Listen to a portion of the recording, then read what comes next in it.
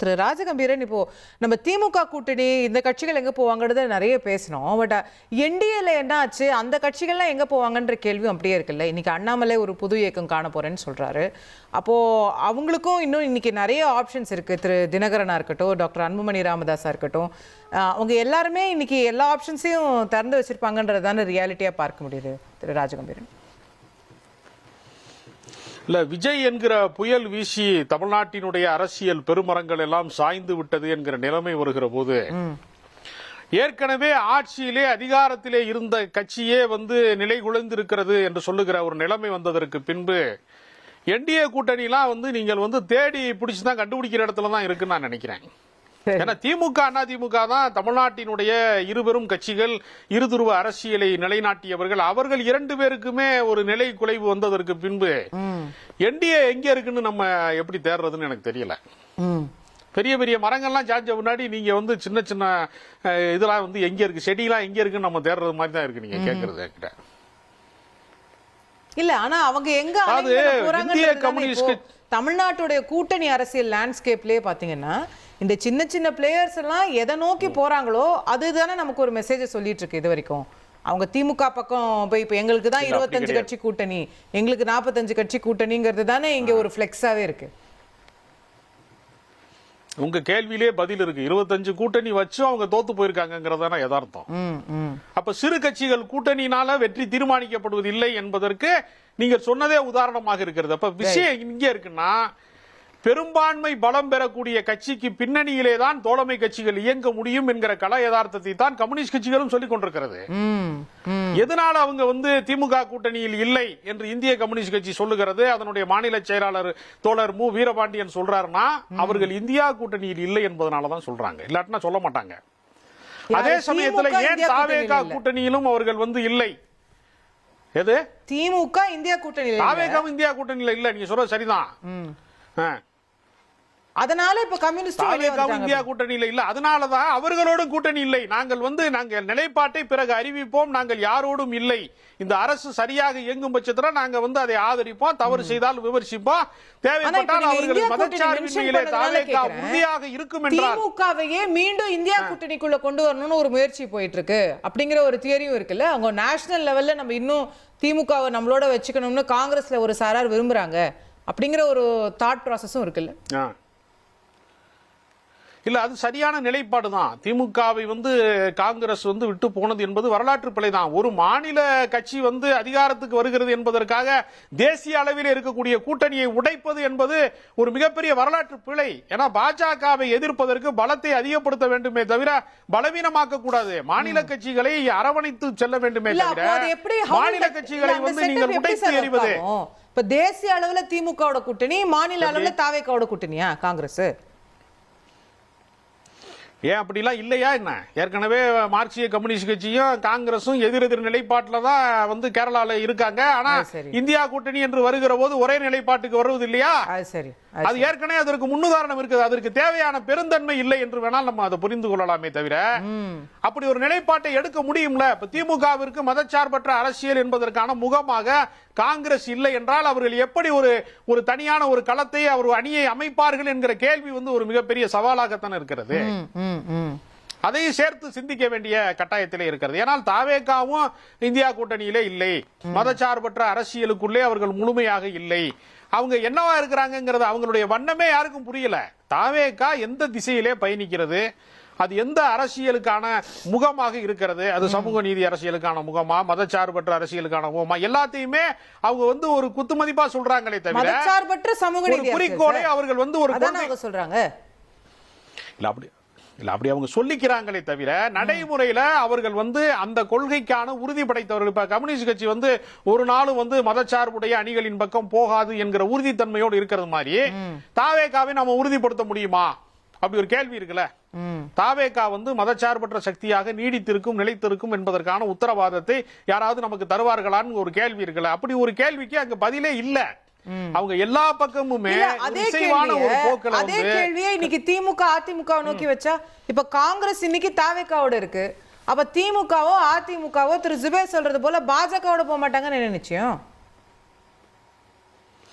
இல்லங்க, அவர்கள் அதை வந்து பகிரங்கமாக அறிவித்து விட்டு தான் போவார்களே தவிர இது மாதிரியான ஊசலாட்டத்திற்கு இடம் தர மாட்டார்கள். ஒருவேளை அப்படி செல்வதாக இருந்தால் அவர்கள் அதற்கான ஒரு குறைந்தபட்ச செயல் திட்டம் என்று ஏதோ ஒன்றை சொல்லித்தான் செஞ்சிருக்காங்களே தவிர கடந்த காலங்களில் இப்படி வந்து ஊசலாட்டமாக ஒரு அரசியலே அவர்கள் நிகழ்த்த மாட்டார்கள். திமுக அதிமுக வந்து நீங்க வந்து பாஜகவோடு திமுக கூட்டணி போன காலகட்டங்களிலே அவர்களுடைய நிலைப்பாட்டில் மதவாத கோட்பாட்டில் எங்களுக்கு உடன்பாடு இல்லை, நிர்வாக ரீதியாக அதிகார பகிர்வு ரீதியாக குறைந்தபட்ச செயல் திட்டத்தின் அடிப்படையில் நாங்கள் இதை ஆதரிக்கிறோம் அப்படித்தான் அவங்க சொல்லுவாங்க. அப்பயே நான் ராமர் கோயில் கட்டுவதிலே எங்களுக்கு உடன்பாடு இல்லை அதெல்லாம் சொல்லித்தான் தேர்தல் அறிக்கை வெளியிடுவாங்க. அது மாதிரி ஒரு நிலைப்பாட்டை தாவேகா எடுக்குமா அப்படிங்கிற ஒரு கேள்வி இருக்கு இல்லையா, அந்த நிலைப்பாட்டை நோக்கி அவர்கள் தாவேகா நகரல. தாவேகா வந்து எந்த விதமான அரசியலை நோக்கி செல்கிறது என்பது அவர்களுடைய தொண்டர்களுக்கே ஒரு கொள்கை ரீதியான குழப்பத்துல தான் அந்த கட்சி வந்து நிகழ்ந்து கொண்டிருக்குன்னு நான் நினைக்கிறேன். ஓகே, கேட்போம். திரு சாதிக் ஒரு இம்பார்ட்டன்ட் பாயிண்ட் சொல்றாரு. இப்ப நீங்க தேசிய அளவில் அடுத்து ஒரு தேர்தல் வரும்போது நீங்க பாஜகவை எதிர்க்கணும்னா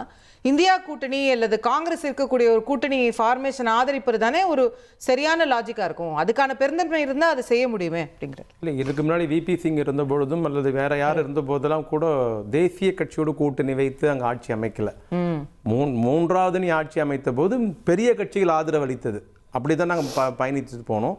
இங்கே பேசுகிற மரியாதைக்குரிய இந்திய கம்யூனிஸ்ட் தோழரும் சகோதரர் நந்தகுமாரும் பேசினாங்க, பொறுமை இல்லை, தாங்கிக்க முடியல, அதிகாரம் போயிடுச்சு, பொறாமப்படுறாங்க, பார்க்கணும்.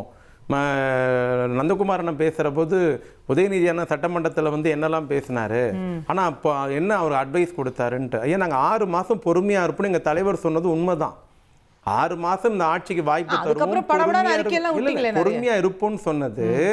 அவர்கள் அறிவித்த திட்டங்களும் நீண்டகால கொள்கைகளும் அறிவிக்கிற வரைக்கும் என்ன மூவ் பண்றாங்கன்னு அதுக்கு பொறுமையா இருப்போம். ஸ்ரீவைகுண்டம் தொகுதி சட்டமன்ற உறுப்பினர் மீது பாலியல் குற்றச்சாட்டு வந்திருக்கிறது.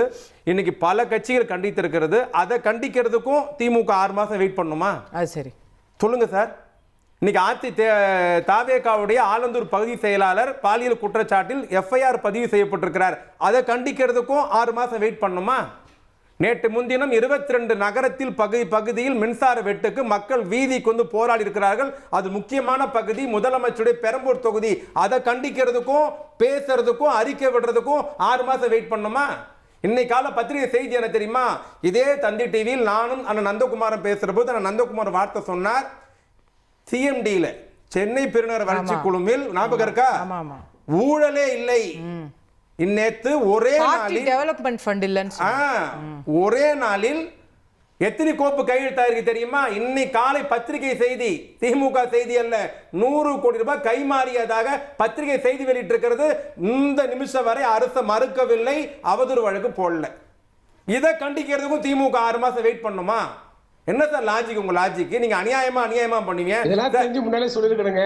என்னங்க சொல்லும் பொழுது இதெல்லாம் யோசிச்சிருக்கணும். இதெல்லாம் யோசிச்சு சொல்லிருக்கணும். நீங்க எதுக்கு 6 மாசம் வெயிட் பண்ணணும்? இதெல்லாம் நாங்க முதல்ல கண்டிப்போம், அதெல்லாம் அப்புறம் கண்டிப்போம்னு சொல்லணுமா? என்ன சார் டாக்டர்? இல்லங்க, என்ன டாக்டர் இது? இல்ல இருங்க, எதுக்கு நான் 6 மாசம் பொறுத்து? நான் என்ன கேக்குறேன், இந்த மாதிரி விஷயங்கள் நடக்கல இல்லங்க இந்த அரசுல. அப்புறம் ஏங்க நீங்க சொல்றீங்க இந்த மாதிரி? ஏன் அப்படி ஒரு கண்டிஷனை போட்டீங்க? 6 மாசம் வரை ஒண்ணுமே சொல்ல நாங்க தான் சொன்னோம். அப்படி 6 மாசம் இப்ப நாள் போராடலாங்க. அந்த 6 மாசம் சொல்லிட்டு எனக்கு வியப்பே தெரியுமா? 3 மாசம் ஆட்சிக்கு வந்து போற சொல்றேன். அதான் கேக்குறேன். இல்ல கவிழ்ந்தோன்னு சொல்லல, கவிழ் போன சொல்லல, தங்கம் தென்னரசு அவர் சொல்ல வேண்டிய நிலை இருந்துச்சு. தங்கம் தென்னரசு சொல்ல வேண்டிய நிலைமை யார் உருவாக்கினா அதை சொல்லுங்க. மீடியாக்கள் உருவாக்கிச்சு சொன்னது யாரு? 3 மாசம் சொன்னது யாரு? இதுக்கு பேர் தான் இல்ல உங்க தலைவர் சொல்லிருக்காங்க. அத பாருங்க. நான் ஸ்ரீவைகுண்டம் பாலியல் குற்றச்சாட்டு சொல்றேன். அத நீங்க திருமாவளவன் என்ன பேசுறீங்க பாருங்க.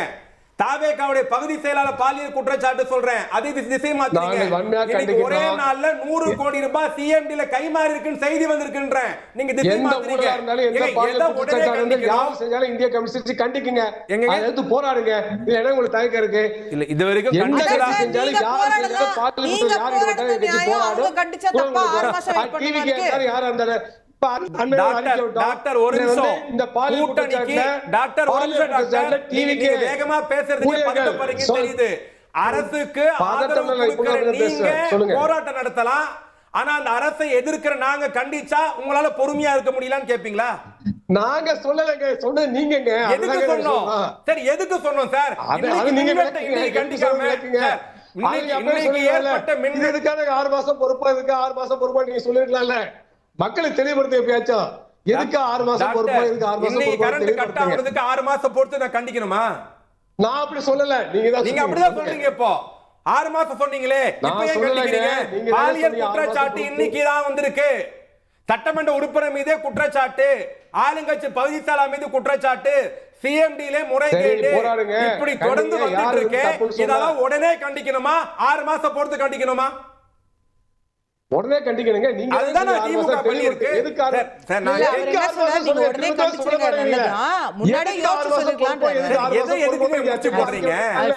எதை எதுக்கு முடிச்சு போடுறீங்க? ஐயா, சிங்கப்பெண் ஆரம்பிக்கிறேன் நீங்க. இங்க இருங்க டாக்டர், இருங்க. பாவம், நீங்க என்ன பண்ணீங்க? 6 மாசம் பொறுப்புன்னு சொன்னவங்க ஏங்க 3 மாசத்துல ஆட்சிக்கு வந்து போற சொல்றீங்க? டாக்டர் 1 மாசம் கூட ஆளுங்க, அதுக்குள்ள ஆட்சிக்கு வந்து போற ஏங்க சொல்றீங்க? டாக்டர் டைவர்ட் பண்றீங்க. டாக்டர் திமுக போன்ற ஒரு கட்சி சொல்லலாமா? டைவர்ட் ஒரு பண்றீங்க. பொறுப்பான தலைவர் சொல்லலாமா? டைவர்ட் பண்றீங்க. ஆட்சி இடிக்கானே. டைவர்ட் பண்றீங்க. டைவர்ட் பண்ண தெளிவா கேக்குறேன். டைவர்ட் பண்றீங்க. மடைமாற்றம், திசை திருப்புறீங்க. பதில் இல்ல. நான் கேட்ட கேள்விக்கு நேரடியா பதில் இல்லாம வேற ஏதேதோ பேசிட்டு இருக்கீங்க. இன்னைக்கு நடந்த சம்பவத்தை நான் பேசிக் கொண்டிருக்கிறேன். உங்களிடத்துல அதுக்கு பதில் இல்ல. மடை மாற்றீங்க. ஆட்சி விட்டு கொடுக்க சொன்னா இப்ப ஆட்சி விட்டு கொடுக்க ஆரம்பிச்சிருக்கீங்க. அடுத்த பாயிண்ட் போலாம். அடுத்த பாயிண்ட் போலாம். ஓகே. 1,31,00,000 மனங்களை வென்ற தந்தை டிவி யூடியூப் சேனல். தவிர்க்க முடியாத தம்ப்நெயில், கலக்கலான கான்டென்ட்ஸ். நீங்களும் இந்த குடும்பத்தில் இணைய இப்பவே சப்ஸ்கிரைப் பண்ணுங்க.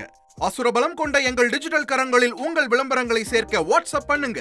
893988883778. Email advtthanditv@dttv.in.